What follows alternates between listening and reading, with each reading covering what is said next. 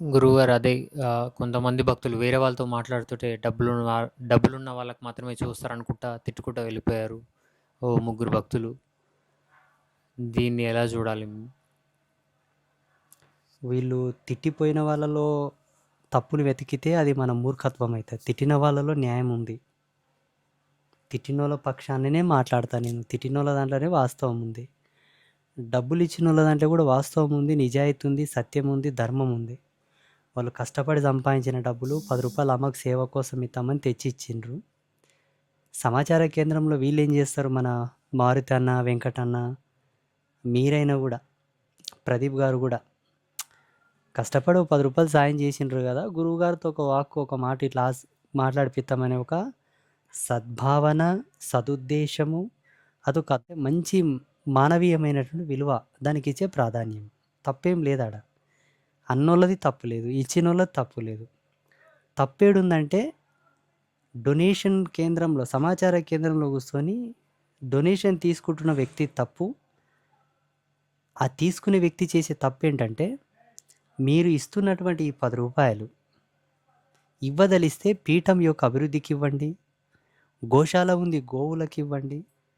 నిత్యం భక్తులకు అన్నమో, పులుసో, చారో కాసి పోస్తాం, అన్నంకివ్వండి. అమ్మకు రోజు 2 పూటల కుంకుమార్చలు, హోమంలు అన్నీ చేస్తుంటారు. వాటికియ్యండి. గురువుగారు ఎన్నో ఉత్సవాలు చేపిస్తారు. బ్రహ్మోత్సవాలు నిర్వహిస్తారు. రేపు శ్యామల నవరాత్రులు నిర్వహించబోతున్నారు. వాటికివ్వండి. గుడి ఇంకా రేకుల గుడిసెతోనే ఉంది. ఇంకా మంచి గుడి కట్టేది ఉంది. దేవాలయంకివ్వండి. ఎస్పెషల్లీ గురువుగారితోనే మాట్లాడడానికి ఇవ్వాలనుకుంటే ఇవ్వొద్దు అని ఇట్లా చేతులెత్తి దండం పెట్టాలి. Clear title. అంటే నన్ని ఎక్స్‌పోజ్ చెయ్యొద్దు. నన్ని ఎప్పుడే గాని ప్రమోట్ చెయ్యొద్దు. నేను 14 సంవత్సరాల నుంచి ఇదే చెప్పుకుంటూ వస్తున్నా. నన్ను ఉద్దేశించి ఏం చేయొద్దు దయచేసి. గురువుగారు ఇది చేస్తారు అనొద్దు. అంటే నాతోనేదో సత్యం లేదు, నాతోన మహిమ లేదు, నాతోన తపస్సు లేదని కాదు మళ్ళిక్కడ. నాతోన తపస్సు, నాతోన సత్యం లేకపోతే ఇవాళ ఎట్లా జరిగినాయి? చెప్పు. అర్థమైతుందా? నీ పప్పులు, నా పప్పులు ఉడకనీయదామా? ఆమె చాలా అమ్మవారంటే ఇంగంతే, శివున్నే కాళ్ళ కిందేసుకున్నదామె. నిలబడ్డప్పుడు నా కాళ్ళ కింద ఉండాలని చెప్పింది. కూసుంటే నా కింద ఉండాలని చెప్పిందామె. జగత్తంతా నీకు బానిసైతే నువ్వు నాకని చెప్పిందామె. ఆ తల్లి ముందల నీవు నేను గొప్పవో, నేను ఆశీర్వదిస్తానంటే తుంగలో దొక్కుతది మనలిద్దరిని. అది నా భయం. నన్ను చూడు, దాన్ని చూడకు. అది నా భయం. ఏదో మన భారతీయ సాంప్రదాయంలో, మన హిందూ ధర్మంలో గురుపాదములను తాకుట ఒక ధర్మం ఉన్నది. గురువు అంటే దేవదూతగా పరిగణించి దైవవాక్కుగా గౌరవించే ఒక విషయం ఉన్నది కాబట్టి, ఆశీర్వాదం ఓకే.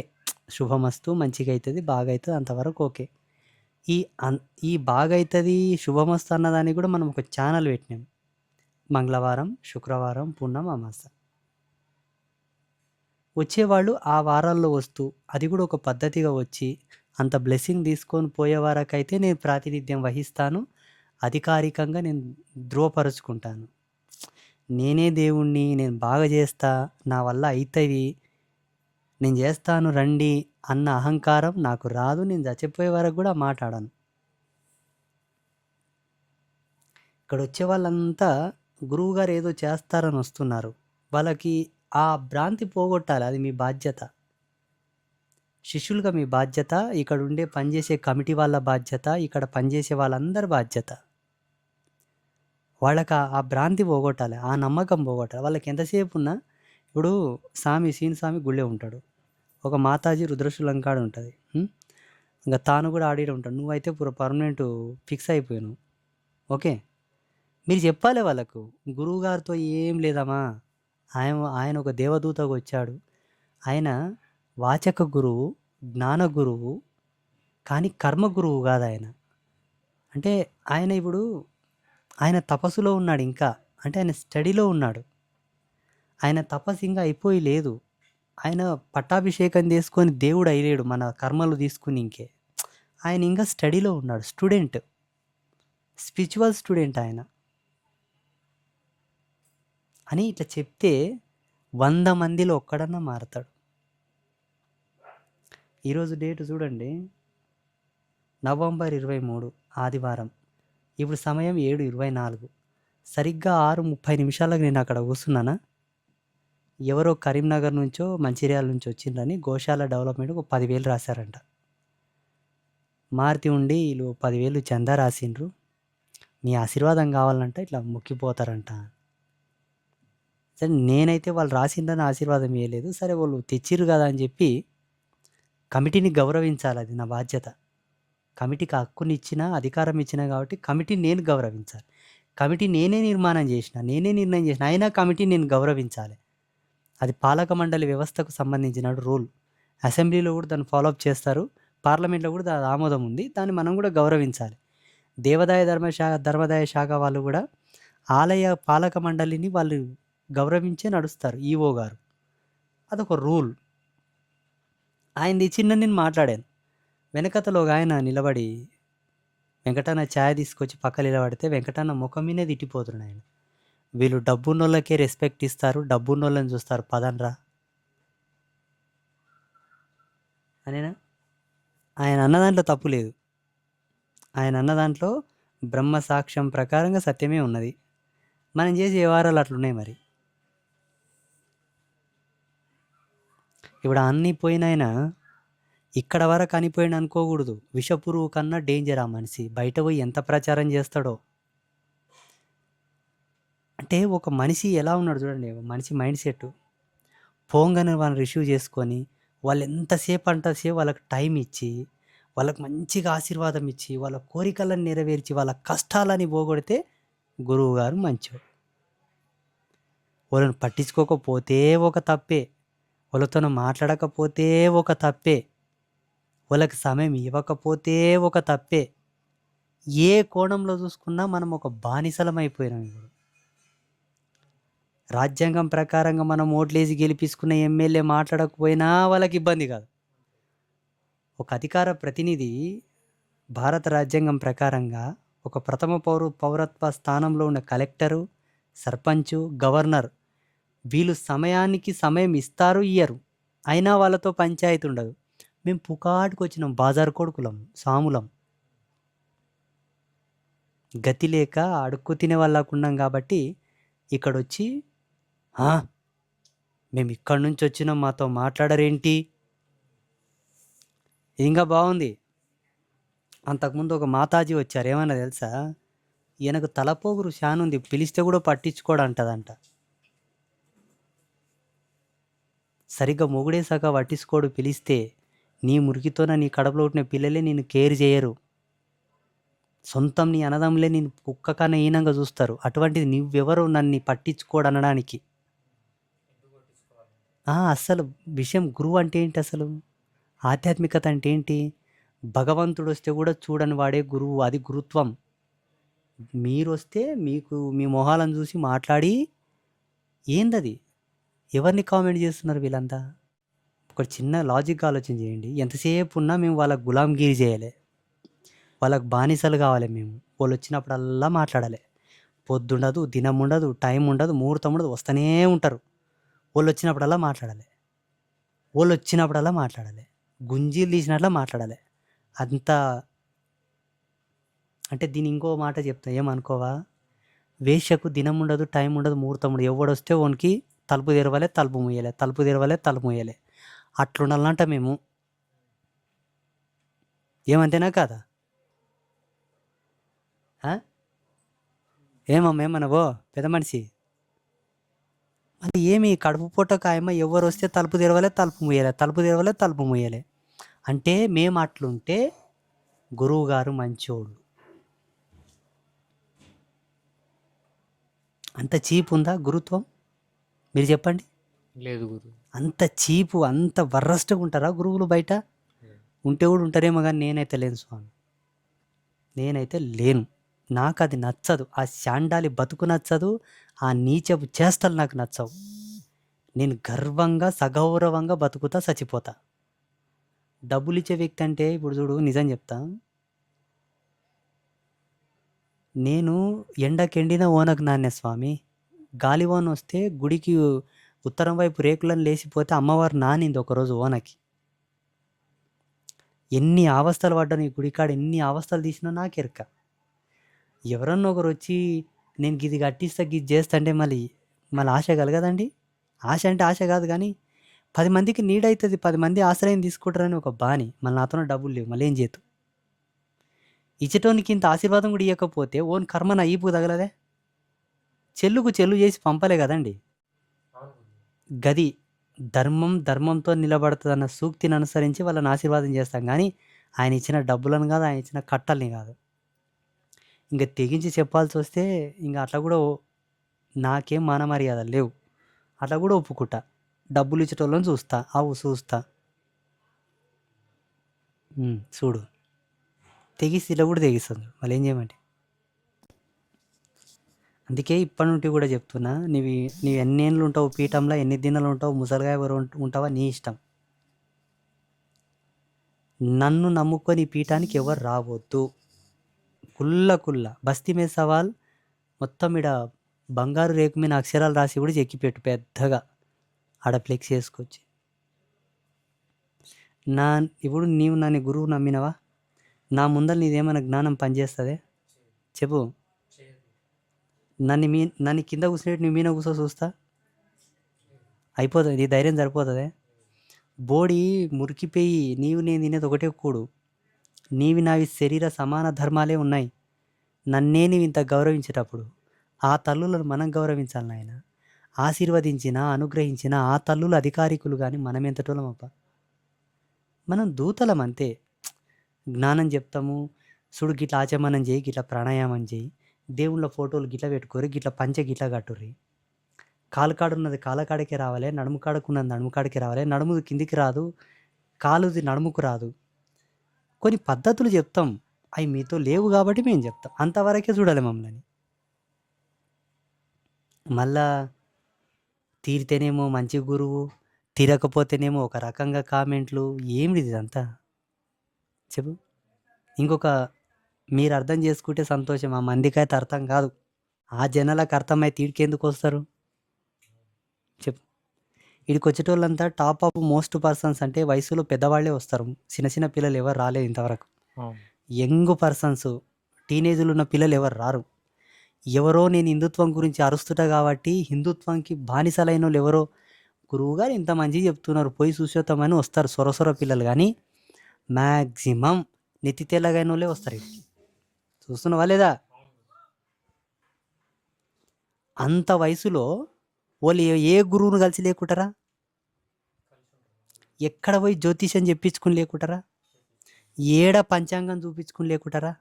ఏడ మంతరిప్పించుకుని లేకుంటారా? ఏడ యజ్ఞం పూజలు చేయించుకుని లేకుంటారా? మళ్ళీ ఈడికి ఎందుకు వచ్చిండ్రు అంటే ఆడేం లేదు, ఈడేముంది? నీ బొంద దొరుకుతుంది, నీ బూడిది పూసుకునే బూడిది. ఏడ ఏం దొరకదు. మార్చవలసింది గురువులను కాదు. నీ లైఫ్ స్టైల్ మార్చుకో. Self creation, self made in system. ఆ చైనాలో ఎవడు పంచాంగం చూపించుకుంటాడు? ఆ జపాన్లో ఎవడు జాతకాలు చూపించుకుంటాడు? భూమిని నువ్వు ఒక్కడు ఉండవు. భారతదేశంలో పెద్ద విశ్వాసివి. ఏమి ధర్మం గౌరవనీయం, దేవుడు నమ్మకం, బానిస కాదు. నీవు అతని బానిస కాక అతను నీకు బానిస కాకు. ఎవరి లెవెల్లో వాళ్ళు ఉండాలి, బతకాలి, చచ్చిపోవాలంతే. లక్ష్మణుడు మూర్ఛ చెందినప్పుడు రాముడు సాక్షాత్తు విష్ణు అవతారం కదా, దేవుడు కదా. నేను శ్రీరామచంద్రుడను, లక్ష్మణ లేమ్ము అనొచ్చు కదా. లక్ష్మణ లేవు, ఓం ఐం హ్రీం క్లీం చాముండాయ విచ్చే లేవు అనొచ్చు కదా. అనేనా? ఎందుకు? ప్రయత్నం చేసిండు. ఏం చేసిండు? ఏం చేసిలేడు. తమ్ముడా లక్ష్మణ లేవు అని ఏడిసే లేవపాయ్. చివరికి ఒక అనుభవజ్ఞుడు వచ్చి, రామచంద్ర నీ తమ్ముడు మరణించలేదు, మూర్ఛపోయిండు, ఇతన్ని బయటికి తేవాలంటే ఒక మూలిక కావాలి, ఒక ఔషధం కావాలని చెప్పిండు. మళ్ళీ అంతమంది జాంబవంతుడు, హనుమంతుడు లాంటి మహాయోధులు ఒక్కరన్నా మంత్రప్రయోగం స్వాహ ఫట్ ఫుట్ అనపోయిరి. మూలిక అవసరమై ఔషధం. వరల్డ్‌లో the biggest laboratory in Himalaya. దివ్యమైన మూలికలు ఉండేటటువంటి ఒక పెద్ద ల్యాబొరేటరీ అది ఆ కాలంలో. ఈ జగతిలో ఏ సమస్యకైనా పరిష్కారం చూపే ఔషధాలు ఉండేటటువంటి కేంద్రం అది. వెంటనే పలానా క్షేత్రంలో, పలానా ప్రదేశంలో ఒక దివ్యమైన మూలిక ఉంది. అది తెస్తే ఈయన లేస్తాడని చెప్తే, ఆ మూలిక తెచ్చి బతికిచ్చిరు గానీ, హోమాలు చేసిరే, దీక్షలు చేసిరే, తపస్సులు చేసిరే, మంత్ర ప్రయోగాలు చేసిరే, గురువులతోనే శక్తిపాతాలు చేపిచ్చిరే. గురువులు తక్కువుండ్రి ఆ కాలంలో. విశ్వామిత్రుడు లేకుండేనా? వశిష్ఠుడు లేకుండేనా? ఏం చేసిరి? ఔషధ ప్రయోగం చేసిరా లేదా? మళ్ళీ ఈడు ఈ పిచ్చి జనాలు ఔషధాలు వాడమంటేనేమో గురువులతోని కొంచెం శక్తిపాతాలు చేసుకుంటాం, తాయితలు కట్టిపించుకుంటాం, మంత్రిపించుకుంటాం అంటారు. బూడిద మంత్రాలు, నిమ్మకాయల మంత్రాలు. అప్పుడు లక్ష్మణుకు నిమ్మకాయ మంత్రం పనిచేసి లేకుండేనా? లేకపోతే ఎవరికి మంత్రాలు రాకుండేనా? నీవేమో ఓరమోరం మంగళవారం వస్తావు. గురువుగారు పేషెంట్ అంట, ఆయాసం పడుతున్నాడు, కింద పైపు మీన పైపు పెట్టుకొని వచ్చిండ నీవంటావు. మళ్ళీ అప్పుడు లక్ష్మణునికి ఏమైంది? ఎందుకు మూలికలు తెచ్చిరి? కొంచెం బుద్ధి పెట్టి ఆలోచన చెయ్యి. జనాల గురించి చెప్పాను. నీకు బుద్ధి, నీకు జ్ఞాన వికాసం కావాలని చెప్తున్నా నేను. కృష్ణుడు తలుచుకుంటే కురుక్షేత్ర యుద్ధాన్ని ఆపకుండేనా? ఎందుకు యుద్ధం చేసే? ఎందుకు యుద్ధం చేసే? అర్జునునికి శక్తిపాతం చేసి, దుర్యోధనునికి శక్తిపాతం చేసి, ఇద్దరిని సామరస్యం చేసి, కలిపి రాజ్యాలని వంచి పెండ్లలతోనూ భోగించుకొని ఉండిపోర్రు అని చెప్పి అయ్యేపోతుండే కదా. ఎందుకు కొట్టుక చంపిరు అంతమందిని? ఏమనవో? వాళ్ళ కర్మ చేసిరు ఏంది కర్మ? భగవంతుని కన్నా కర్మ పెద్దదా? దేవుడు తలుచుకుంటే కర్మ తీయలేడా? భక్తుల పాయింట్ ఆఫ్ ఇది. భక్తుల పాయింట్ ఆఫ్ ఇది. భక్తుల యొక్క మైండ్ సెట్ అట్లా ఫిట్ చేసిండ్రు ప్రవచనకారులు, పంచాంగకర్తలు మాలాంటి. బాబా చెప్పు. సరే, నీ మాట పోతే జరిగేవి జరుగుతాయి, పోయేవి పోతాయి. పోని. దేవుడు ఈ మహిమలకు, మంత్రాలకు, తంత్రాలకు బానిసై జీవుడి యొక్క కర్మను మార్చేటటువంటి కోణంలో ఆయన సత్యవంతుడైతే భగవంతునికి ఆయుధాలు ఎందుకు చెప్పు? దేవుళ్ళు ఎందుకు యుద్ధాలు చేశారు? అమ్మవారు మహిషాసురునితో ఎందుకు కొట్లాడింది చెప్పు? ఈయన వరాహ అవతారం ఎత్తి హిరణ్యాక్షుని ఎందుకు చంపాలి? నృసింహ అవతారం ఎత్తి హిరణ్యకశ్యపుని ఎందుకు చంపాలి చెప్పు? ఆయన మహిమలు ఉన్నాడు, ఇట్లా అంటే అయిపోతుందిగా. ఆయన తలుచుకుంటే ఇలా గుణగణాలు మారవలేడా?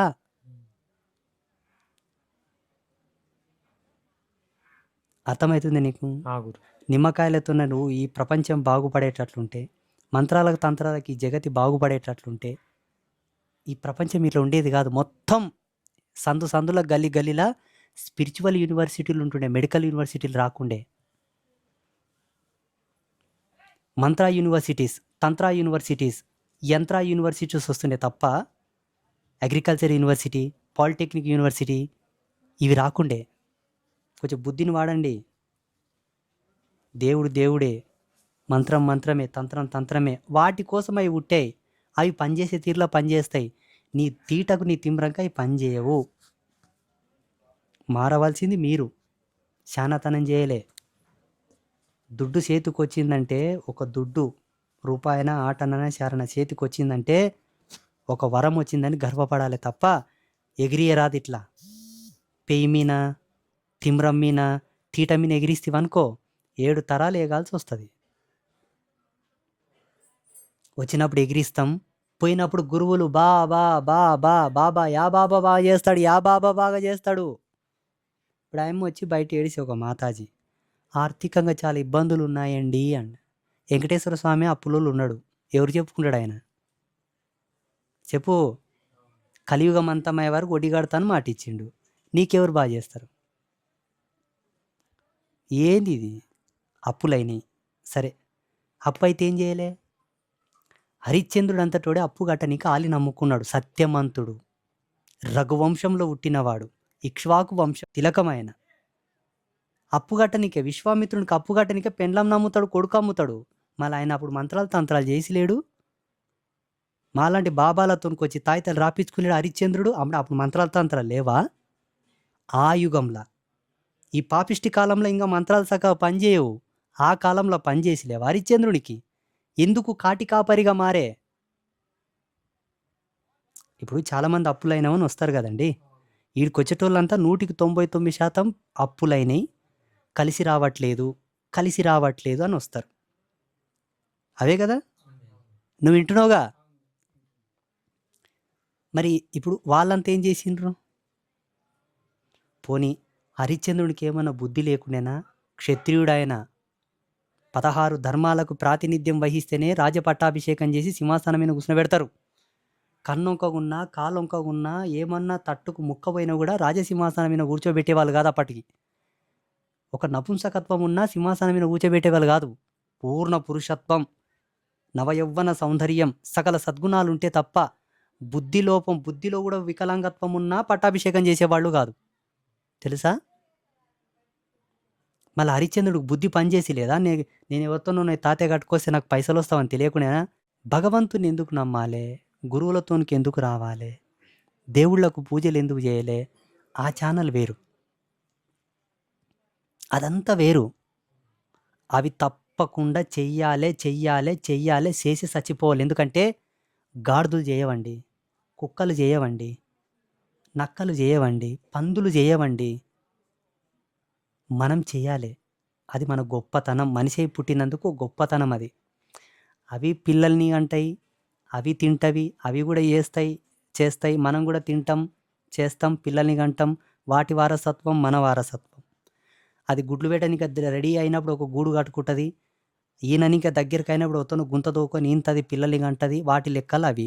మన లెక్కలో మనం ఇల్లు కట్టుకుంటాం, పిల్లల్ని కంటాం, మనం చదువుకుంటాం, పెంచుకుంటాం, చచ్చిపోతాం. Same life style. ఆకలి, నిద్ర, వంశపారంపర్యం అన్నీ సేమ్. దాంట్ల కన్నా మన గొప్పతనం ఏదైనా ఉందంటే గివే. జన్మ పరివర్తనం, ఆత్మ పరివర్తనం, సంసార పరివర్తనం, ఆధ్యాత్మిక పరివర్తనం. దానికి ఒక పూజ, పునస్కారం, ఒక దీక్ష, పరంపర, మంచి చెడు అట్లా ఇచ్చిపోయిండ్రు ఋషులు. అప్పులకు దేవుళ్ళకి ఏం సంబంధం లేదు. మళ్ళీ చెప్తున్నా, డబ్బులకు దేవుళ్ళకు కూడా సంబంధం లేదు. నువ్వు సత్యంత వరకు గుడులు మారుస్తావు, నువ్వు సత్యంత వరకు గురువులను మారుస్తావు. ఇది సత్యం. ఇంకా దాని తర్వాత వాళ్ళ ఇష్టం, నీ ఇష్టం. ఇదే నా మొర. నీ కూడా అనుకునింటావు, ఈ స్వామికి ఎంత పిచ్చోడా నాయన, వచ్చేమని నేను చూడడా నీవు అనుకుంటావు. నేను ముసలిగా వరకు చూసినా వీళ్ళకి ఇంతే ఉంటుంది నాయన. నేను నమ్ము, నన్ను నమ్ము. నీకే చెప్తున్నాను, నమ్ము. వాళ్ళని చూడనీకి నాకు పేయి బారుగైంది అన్నాను. బాగా అయితే దేవుడు అంటారు, బాగా కాకపోతే ఉమ్మిచ్చిపోతారు.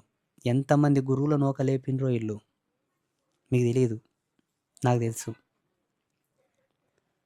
ఇప్పుడు ఆయన ముఖం మీదనే డబ్బులున్న వాళ్ళని చూస్తాడు అనే పోయే బదులు, అంత మాట అనే బదులు కేవలం ఆయనను చూడలేదు, ఆయనతో మాట్లాడలేదు అని ఒకే ఒక్క కోణం కదా. మరి ఈయన కూడా ఇప్పుడు 10,000 రాస్తే 20,000 రాసిండు. అది దమ్ము లేదు ఇతనికి. అంటే దుడ్డు పెట్టలేడంట, మళ్ళీ పండాలంట. రఫ్గా మాట్లాడుతూ ఇట్లుంటుంది చూడు.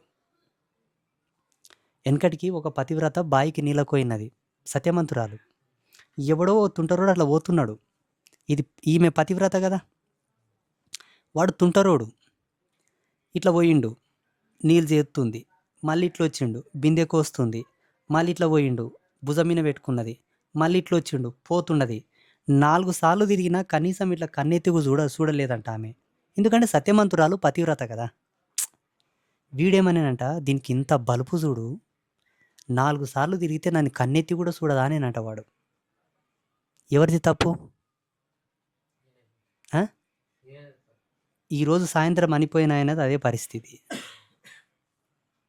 నా ఇష్టం, డబ్బులు ఇస్తే మాట్లాడతానా, ఊక మాట్లాడతానా, అది మా ఇష్టం, మా ఇష్టం అది. నువ్వెవరు నీకే? నువ్వేమనుకోవాలంటే, సరే నా ప్రాప్తంలో లేదేమో, మాట్లాడలేము. ఇది ఎంత బాగుంది. అర్థమైనా? ఈ ప్రపంచంలో చాలామంది పెద్ద పెద్ద స్కాలర్స్, పెద్ద పెద్ద మేధావులు, higher education persons, even Ambedkar లాంటి వాళ్ళు ఏమన్నారు తెలుసా? ఒక ఆడపిల్ల నడి రోడ్డు మీద రేపు చేస్తుంటే దేవుడు ఏం పని చేసిండు? కళ్ళు మూసుకున్నాడా? ఆయన ఎందుకు పట్టించుకోవట్లేదు అన్నారు.